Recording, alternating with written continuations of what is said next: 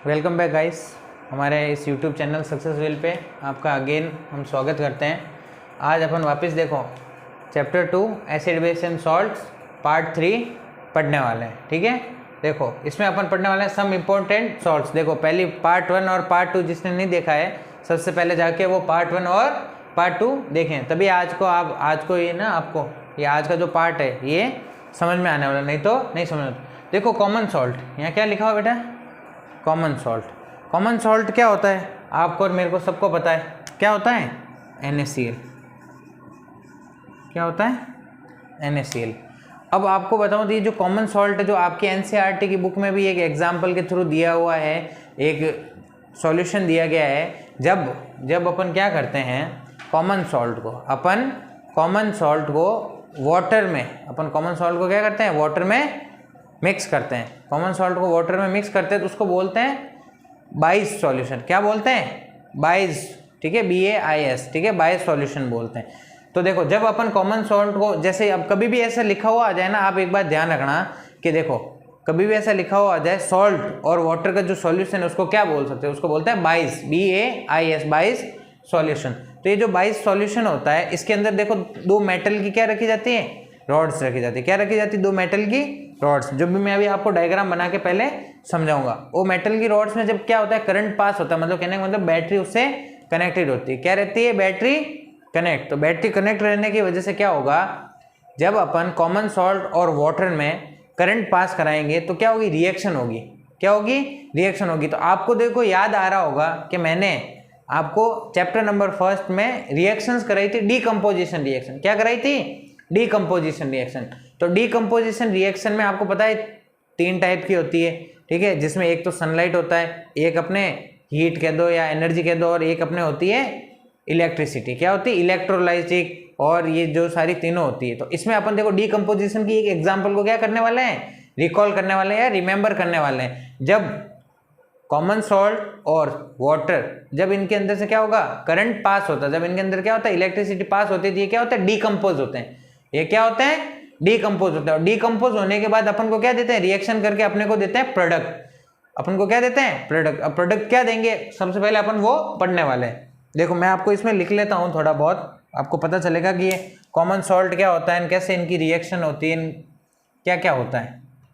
तो देखो common salt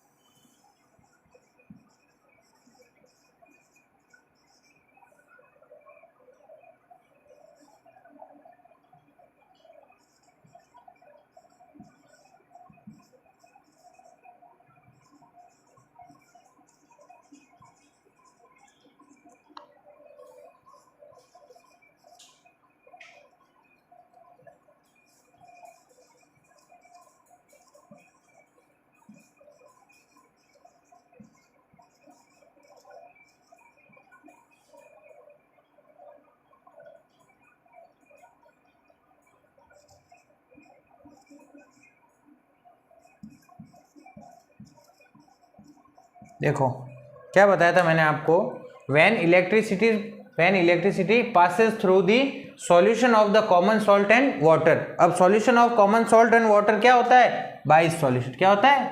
BAIS, बाइस सॉल्यूशन। ठीक है, इसको क्या बोलते हैं? बाइस सॉल्यूशन। ठीक है, आप ये बात ध्यान रखना कि पूछ लेंगे आपसे 1 मार्क क्वेश्चन में, what do you mean by या what do you mean understand by base solution. Base solution होता है वाटर और कॉमन सॉल्ट का मिक्सचर या फिर वाटर और कॉमन सॉल्ट का सॉल्यूशन। तो देखो जब इसमें से क्या होती है? इलेक्ट्रिसिटी पास होती है किसमें से? Solution of common salt and water में से।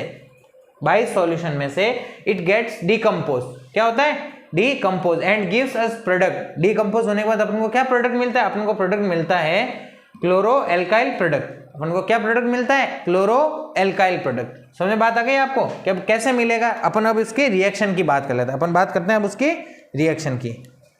क्या बात की थी, कॉमन सॉल्ट और वाटर का।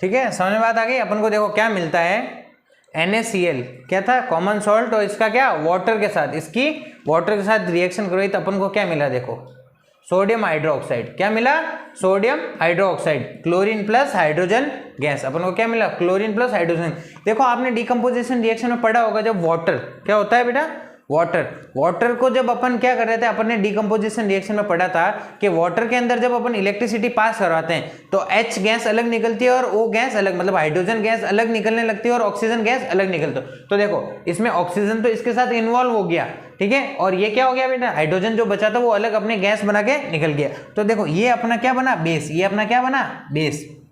NaOH क्या है, बेस है, ठीक है, ये बेस, इसको क्या बोलते हैं बेटा, एल्काइल।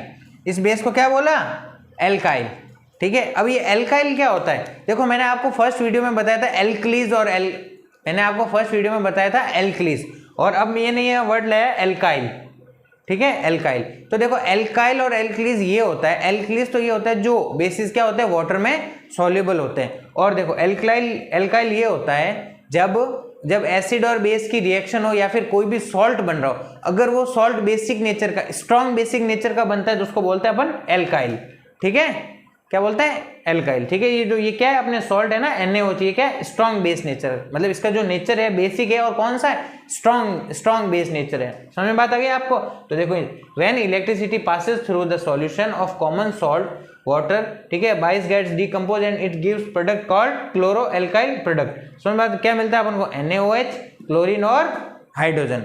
समझ में आ गई बात। आप ये क्या करिए, नोट्स बना लीजिए, नोट कर लीजिए।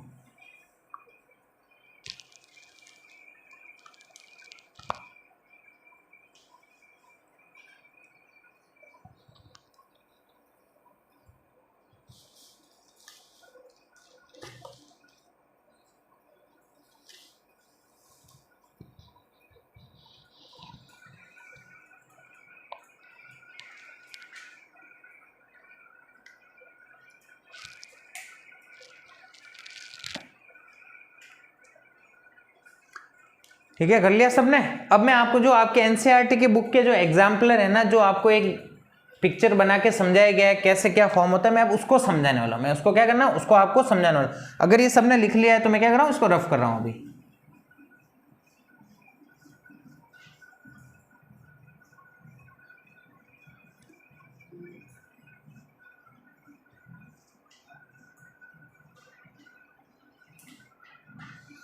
देखो यहाँ क्या था, एक बीकर था, यहाँ क्या है, एक बीकर है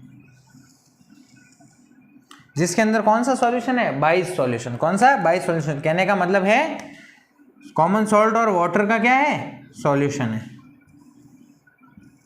अब देखो इसके अंदर मैंने क्या की, 2 आयरन रॉड्स लगाई, इसके अंदर मैंने क्या करी, 2 रॉड्स लगाई, ठीक है।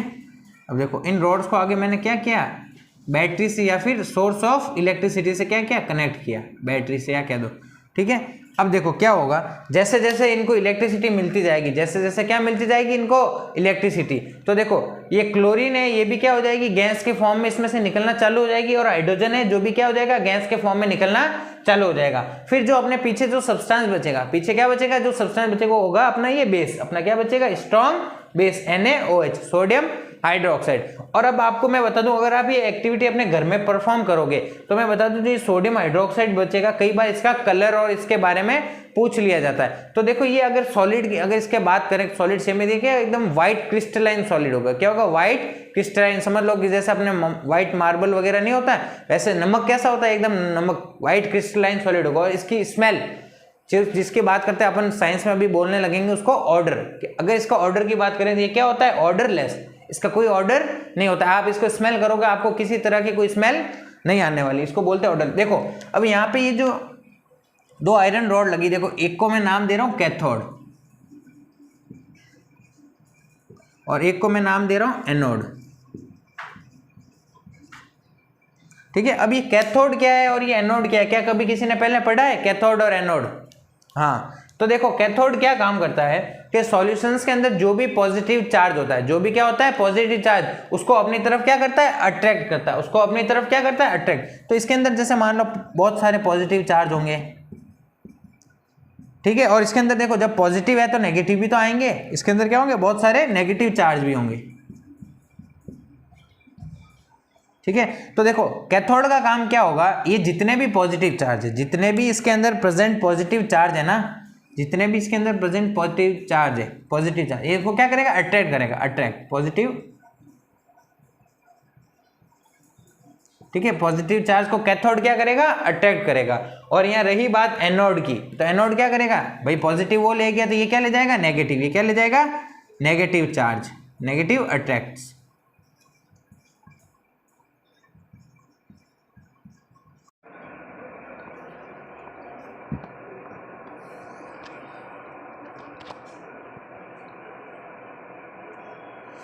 ठीक है, सबने लिख लिया होगा अभी तक ये कि भैया देखो cathode attract positive, anode attract negative. ठीक है, अब मैं रफ कर रहा हूँ। अब देखो इसमें अपन को जो ये मिला है ना, सोडियम, क्लोरीन, हाइड्रोजन, अब इनके अपन क्या पढ़ने वाले हैं? अब अपन यूजेस पढ़ने वाले हैं। इनके अपन क्या पढ़ने वाले हैं? अब यूजेस। ठीक है, चलो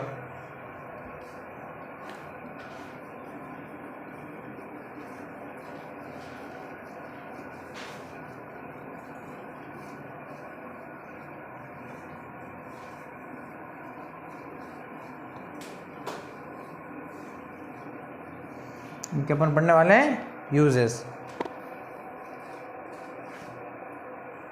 तो देखो अब यूजेस की मैं बात करता हूं तो अपन बात करते हैं सबसे पहले NaOH के, सोडियम हाइड्रोक्साइड के।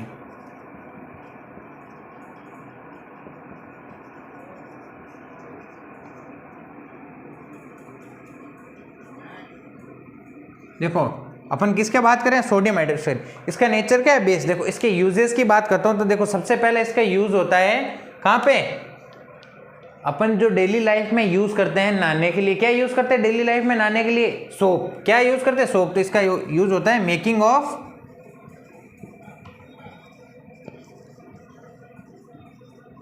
And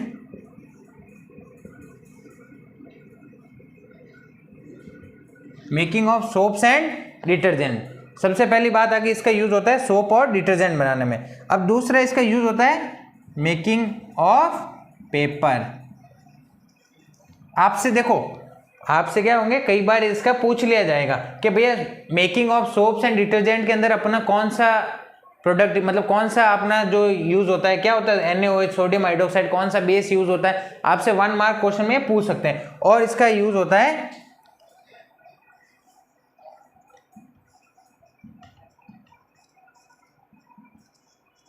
artificial fibre. क्या यूज होता है? आर्टिफिशियल फाइबर बनाने में। अब समझ में बात आ गई। अपन ने पढ़ लिया अभी तक सोडियम हाइड्रोक्साइड। अब अपन पढ़ने वाले हैं, देखो आप लिख लो एक बार, फिर अपन इसके बाद पढ़ेंगे क्लोरीन के बारे में।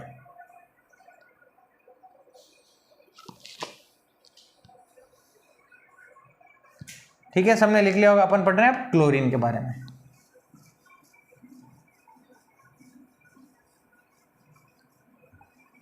देखो ज्यादा इसका क्लोरीन का कोई इतना वो, क्लोरीन का तो आपको एक कहते हैं ना रामबाण है, एक ही यूज उसका मोस्ट कॉमनली हमेशा यूज लिया जाता है क्लोरीन का। आप ये बात ध्यान रखना, अगर किसी भी सब्सटेंस के अंदर क्लोरीन ऐड है, किसी भी सब्सटेंस के अंदर अगर क्लोरीन ऐड है, मतलब क्लोरीन है, तो अपन उसका क्या यूज कर सकते हैं? Cl का अपन यूज कर सकते हैं फॉर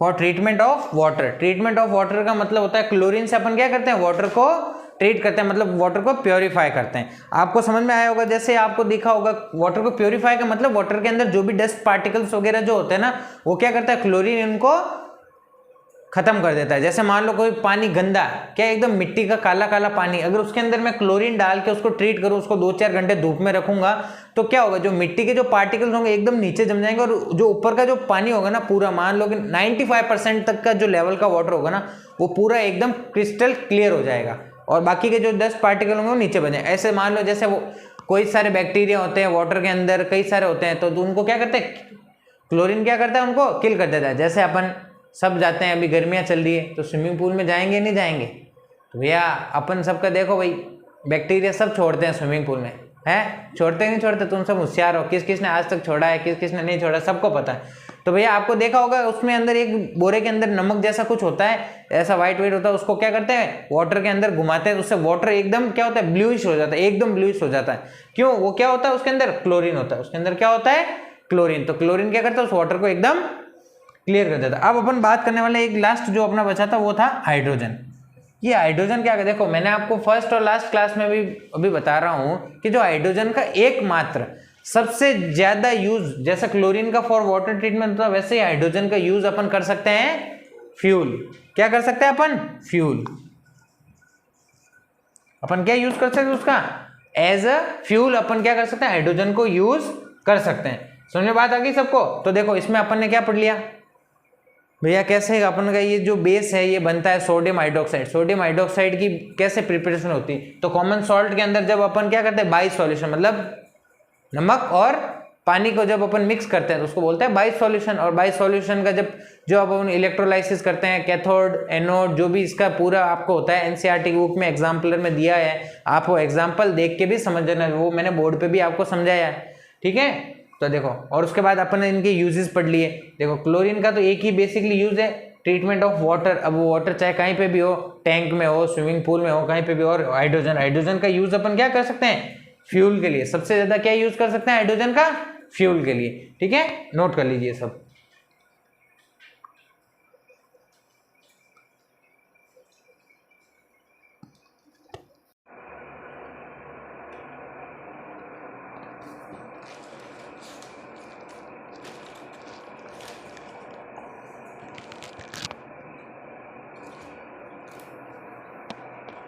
तो देखो अब मैंने सेकंड पॉइंट यहाँ पे लिख दिया, ब्लीचिंग पाउडर। मैंने यहाँ क्या लिख दिया, ब्लीचिंग पाउडर। देखो ब्लीचिंग पाउडर, देखो आपने पहला पढ़ा था अभी, बाई सॉल्यूशन वाला पढ़ा था, जिसके अंदर NaOH का फॉर्मेशन पढ़ा था। अब अपन इसमें ब्लीचिंग पाउडर। देखो ब्लीचिंग पाउडर, आपने ब्लीच वर्ड सुना होगा। देखो कई बार कपड़ों पे आपने जो टैग जो लिखे होते हैं उसमें लिखा होता है do not bleach, do not bleach, do not bleach. तो ये जो बनता है ना बेटा, ये ब्लीचिंग पाउडर, क्या बन रहा है, ये ब्लीचिंग पाउडर। तो ये जो ब्लीचिंग पाउडर क्या होता है, क्या होता है, स्ट्रांग होता है, नेचर का क्या होता है, स्ट्रांग होता है। तो अब स्ट्रांग होने के बाद, स्ट्रांग होने के कारण क्या रहता है इसमें, ये एसिड रहता है। आपको पता है ये क्या है, एसिड है, मेटल ऑक्साइड। मेटल ऑक्साइड है कि नहीं है, तो मेटल ऑक्साइड क्या रहता है नेचर में। अरे यार कैसे एसिड रहेगा, ध्यान लगाओ, थोड़ा दिमाग लगाओ। मेटल ऑक्साइड एसिड रहता है या नहीं, मेटल ऑक्साइड यार बेस रहता है। मेटल ऑक्साइड क्या रहता है, बेस रहता है। आपको पढ़ाया हुआ है सेकंड वीडियो में, नहीं पढ़ोगे तो बेटा ऐसे ही होना है, याद करो, ठीक है। तो ये देखो आपको पता है ये स्ट्रॉन्ग नेचर का होता है। तो जो कपड़े होते हैं, कपड़ों के ऊपर अगर अपन क्या करते हैं, ब्लीच, तो कहता है कि जिसके कपड़ों के जो रेशे होते हैं ना, उनको क्या कर देता है, खराब कर देता है, उनको जल्दी सड़ाता है। तो अपना कपड़ा क्या है, अगर 4 दिन चल रहा है तो 2 ही दिन चलेगा, उसका क्या जल्दी फट जाता है, या फिर उसका कुछ भी अंदर छेद वगैरह हो जाता है। तो लिखा होता है ना do not bleach, do not bleach, तो ये वो ब्लीच लिखा होता है कि भाई ब्लीचिंग पाउडर क्या होता है। देखो इसकी फॉर्मेशन क्या बनती है, देखो कैल्शियम हाइड्रोक्साइड। किससे बनती है, कैल्शियम हाइड्रोक्साइड, ठीक है। अब अपन कैल्शियम हाइड्रोक्साइड की रिएक्शन जब क्लोरीन के साथ होती, कैल्शियम हाइड्रोक्साइड की रिएक्शन जब क्लोरीन के साथ होगी तो अपन को क्या मिलेगा, अपन को क्या मिलेगा, कैल्शियम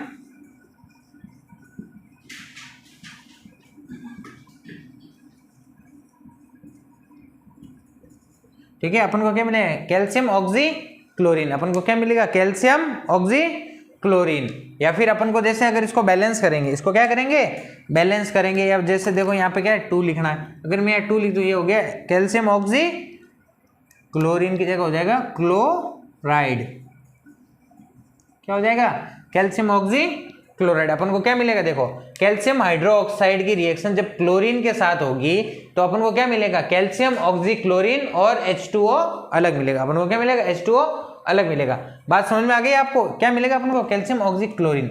अब ये जो अपन को मिल रहा है, देखो ब्लीचिंग पाउडर बहुत छोटा सा टॉपिक है, ब्लीचिंग पाउडर क्या है, एक बहुत छोटा सा टॉपिक। इसके बाद मेन जो 2 टॉपिक बचे हैं वो तो इसके बाद बचे हैं, जो थोड़े आपके दिमाग के घोड़े आपको दौड़ाने पड़ेंगे उनको समझने के लिए। ये तो बहुत छोटा सा टॉपिक है और ज्यादा इतना इंपॉर्टेंट नहीं। इनको इसका यूजेस बहुत ज्यादा इंपॉर्टेंट है। एक यूज जो मैं आपको इसको बताने वाला हूँ वो बहुत ज्यादा इंपॉर्टेंट है। ये भले आप भूल जाओ पर उसका यूज मत भूलना। देखो इसका यूज, अगर देखो इसकी मैं यूजेस की बात करूं तो ये जो कैल्शियम ऑक्सी क्लोराइड है, देखो जिसके अंदर भी क्लोरीन आ गया, मैंने आपको फर्स्ट वीडियो में मतलब फर्स्ट इसके बताया था उसमें NaOH वाले में कि भैया क्लोरीन बनेगा, ठीक है। तो क्लोरीन बनेगा तो क्लोरीन क्या होगा, वाटर ट्रीटमेंट करता है। तो मैंने आपको उसमें यही बताया था कि जिस किसी के साथ भी क्या हो, क्लोरीन हो, तो जिस किसी के साथ भी क्या हो, क्लोरीन हो, वो क्या करता है, वाटर को ट्रीट करने की कैपेबिलिटीज रखता है। तो क्या इससे मैं वाटर ट्रीट कर सकता हूं, आपका आंसर है यस। आप इससे क्या कर सकते हैं, वाटर को ट्रीट कर सकते हैं। पर ये इसका मेन यूजेस नहीं, इसका मेन यूजेस मैं आपको बताने वाला हूं।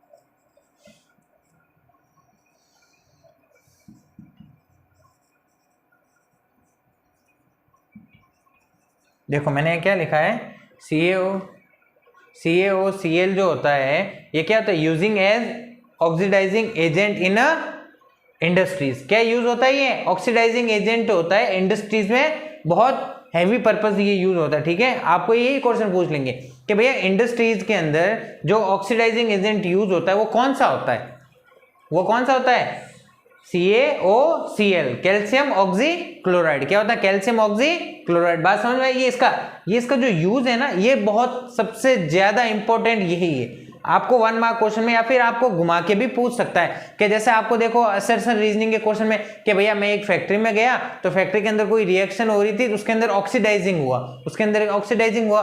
तो आप मेरे को बताओ जो फैक्ट्रीज के अंदर as a oxidising agent use किया जाता है वो क्या, कौन सा यूज किया जाता है। ऐसे आपको असर्शन रीजनिंग का एक क्वेश्चन दे दिया जाएगा तो उसमें आपको ये याद रखना है कैल्शियम ऑक्सी क्लोराइड क्या using as oxidising agent in industries, ठीक है। ये आपका क्या हो गया, ब्लीचिंग पाउडर यहाँ पे फिनिश हो गया। आप क्या करो, इसको नोट कर दो।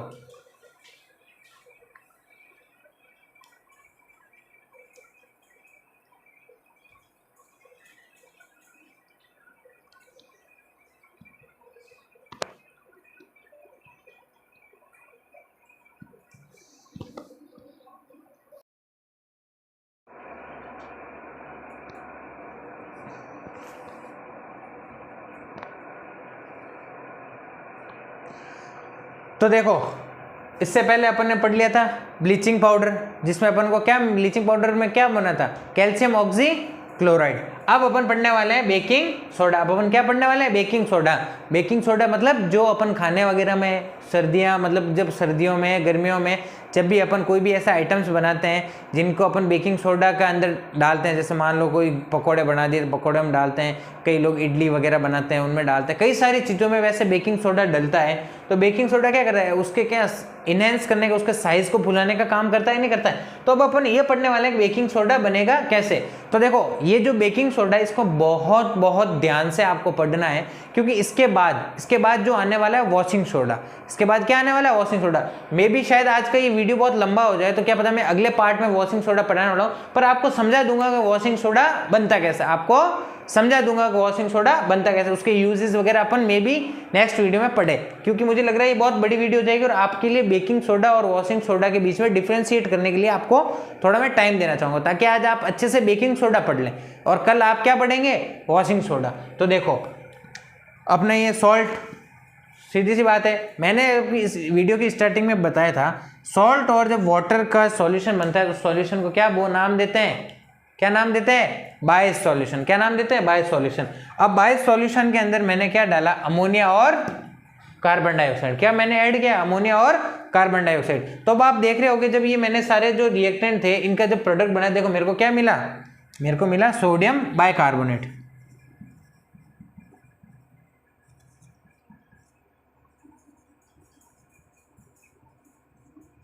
मुझे क्या मिला, सोडियम बाइकार्बोनेट। ये क्या है, ये क्या है, बेकिंग सोडा। ये क्या है, बेकिंग सोडा। और ये बेस होता है, आपको पता है ये क्या होता है, बेस होता है। और ये रहा अपना बेकिंग सोडा। और उसके बाद अपन को क्या मिलता है, अमोनियम क्लोराइड। अपन को क्या मिलता है, अमोनियम क्लोराइड। ठीक है, अब देखो मेरे को बताओ कि जो ये क्लोराइड है, जो ये क्या है, क्लोराइड है, वही बात होगी जहां पे भी क्लोरीन है तो क्लोरीन, इससे मैं वाटर ट्रीट कर सकता हूँ, ये ट्रीट कर सकते हैं अगर पूछ ले। अब देखो ये जो सोडियम बाइकार्बोनेट ये किस में बनेगा, एक तो व्हाइट कलर का बनेगा। अब इसका सबसे मेन पर्पस क्या होता है। अब देखो आपने रिएक्शन पढ़ ली होगी, बाइस सॉल्यूशन मतलब कॉमन सॉल्ट प्लस हाइड्रोजन, उसके साथ कार्बन डाइऑक्साइड और अमोनिया, इनकी रिएक्शन करेंगे तो अपन को क्या मिलेगा, सोडियम बाइकार्बोनेट और अमोनियम क्लोराइड। अपन को क्या मिलेगा, अमोनियम क्लोराइड। ठीक है, अब देखो अब इसका मेन मैं आपको एक यूज पढ़ाने वाला हूँ। इसका मैं क्या यूज पढ़ाने वाला, देखो बेकिंग सोडा, आपको पता है कोई भी चीज को ये फुलाने का और करने का काम करता है। तो मेरे को एक बात बताओ, लोहे को लोहा काटता है, कहने का मतलब भैया जो उसका अपोनेंट होता है वो उसका दुश्मन होता है, नहीं होता है। तो इसका मतलब एसिड का दुश्मन क्या है, बेस ही होगा। एसिड का दुश्मन क्या होगा, बेस होगा। तो आपको पता है जो आपने कभी इनो पिया होगा, मेरे हिसाब से सबने पिया होगा कभी ना कभी जिंदगी में, बचपन में। भाई अभी अपन पीते होंगे तो जब जरूरत पड़ती है तब पीते होंगे, और नहीं तो जब बचपन में मजे मजे में पी लेते, झाग बनते थे। क्यों, तो देखो बेकिंग सोडा क्या करता है, उसके अंदर फॉर्म्स हो गए। देखो बेकिंग सोडा को अपन क्या लिख सकते हैं, इट वर्क्स एज,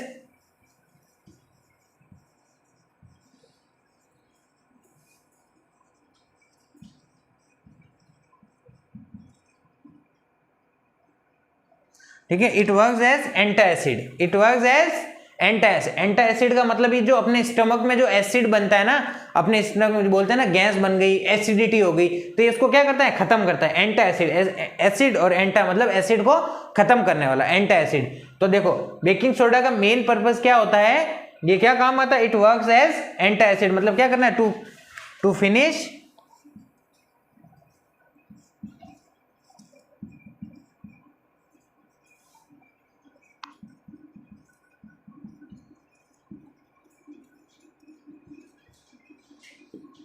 ठीक है, to finish acidity in stomach. It works as antacid to finish acidity in stomach. देखो मेन पर्पस तो ये हो गया, सबसे मेन, इसका सबसे मेन क्या है कि ऐसा लिख सकते हैं, आपको बोल देंगे कि write chemical formula of antacid, write chemical formula of antacid. तो आप क्या लिखेंगे, सोडियम बाइकार्बोनेट, क्या लिखेंगे, NaHCO3। समझ में बात आ गई, इसको क्या बोलते हैं, एंटा एसिड। और इसका दूसरा काम क्या होता है, जैसे मैंने अभी आपको बताया था, क्या काम होता है कि भैया बेकरी प्रोडक्ट सबसे ज्यादा किस में यूज होता है, बेकरी प्रोडक्ट, केक्स वगैरह बनाने में, बिस्किट्स वगैरह, जो भी सारे प्रोडक्ट हैं उनको बनाने में। तो मेन इसका काम क्या है, it works as an antacid to finish acidity in stomach. अब ये यहाँ तक तो देखो आपको बेकिंग सोडा नॉर्मल लग रहा है, यहाँ तक क्या आप जैसे आपने ब्लीचिंग पाउडर पढ़ा था उससे नॉर्मल। बस थोड़े सा आपको इसकी रिएक्शन में याद करना है कि बाइस सॉल्यूशन के साथ क्या होगा, अमोनिया और कार्बन डाइऑक्साइड के प्रेजेंस में, इसके मतलब दोनों साथ में होंगे तभी इसका क्या बनेगा, अपन को NaHCO3 मतलब सोडियम बाइकार्बोनेट मिलेगा। अब मैं अगर आपको बात बताऊं तो देखो बेकिंग सोडा, और मैं यहाँ एक स्लैश करके लिख रहा हूँ वॉशिंग सोडा।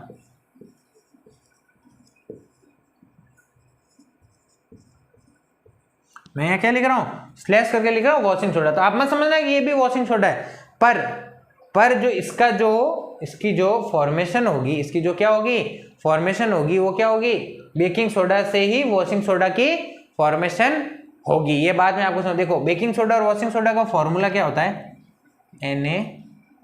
NaHCO3, और इसका होता है NaCO3, ठीक है, सोडियम कार्बोनेट। अब ये क्या, वॉशिंग सोडा का, ये क्या है, वॉशिंग सोडा का। ये अगर बात करूं, ये वॉशिंग सोडा का फॉर्मूला है, ओरिजिनल फॉर्मूला नहीं। क्या है, ओरिजिनल फॉर्मूला नहीं है। इसके साथ कई सारी चीजों का रिएक्ट करवा के फिर अपन को क्या मिलेगा, फिर अपन को ये मिलेगा, फिर अपन को क्या मिलेगा, ये मिलेगा, जिसकी बात अपन पढ़ेंगे वॉशिंग सोडा में, जिसकी बात अपन किस में पढ़ेंगे, वॉशिंग सोडा में। मैं अभी आपको एक खाली नॉर्मली हिंट दे रहा हूं कि बेकिंग सोडा अब क्या होता है, बच्चों को क्या होता है, कंफ्यूजन होती है, क्योंकि इनका फॉर्मूला क्या है, ऑलमोस्ट एक जैसा ही दिख रहा है, बस ज्यादा फर्क क्या है, इसके अंदर हाइड्रोजन है और इसके अंदर हाइड्रोजन नहीं है। तो देखो अगर ये हाइड्रोजन यहाँ होता तो अपन को याद करने में बहुत आसानी होती कि देखो वाटर क्या होता है, हाइड्रोजन, वाटर में क्या होता है, हाइड्रोजन। तो अगर इसमें H होता तो अपन को याद आ जाता, हाँ जिसमें H वो वॉशिंग सोडा, क्योंकि वो खाने के काम आता है, वॉशिंग में मतलब धोने के काम आता है ना। वॉशिंग सोडा क्या काम आता है, मैंने अभी खाने के लिए बोल दिया था, सॉरी।